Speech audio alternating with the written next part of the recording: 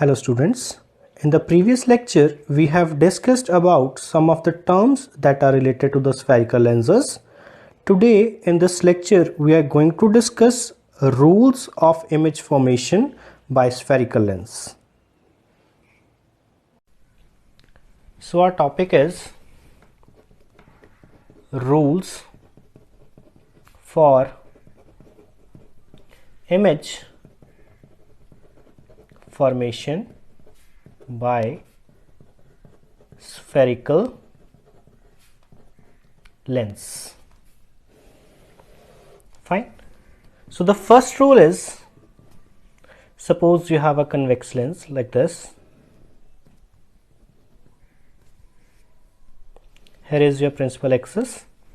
So the first rule is, if a light ray travels parallel to principal axis, here is a light ray which is traveling parallel to the principal axis. After refraction, it will pass through focus. Here is your focus. So if a light ray travels parallel to principal axis, after refraction, it will pass through focus. Fine. Now, first rule in the case of concave lens. Here is your concave lens. Concave lens is a diverging lens. Here is your principal axis. If a light ray travels parallel to the principal axis, because it is a diverging lens, it will diverge the light ray like this. Fine. So it appears to pass through this point, means focus. So the first rule is, if a light ray travels parallel to the principal axis, it will pass through focus or appears to pass through focus in the case of concave lens. Clear? Now, second rule. Convex lens. Here is your principal axis. Second rule says, if a light ray directly passes through focus, here is your focus. If it directly passes through focus, after reflection, it will become parallel to principal axis. Clear? And in the case of concave lens, here is your principal axis.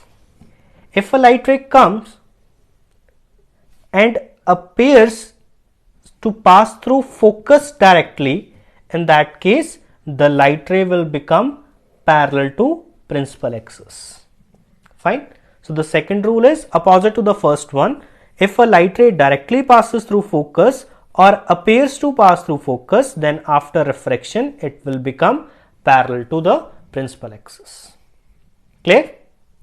Now, rule number 3. Here is your convex lens. Principal axis.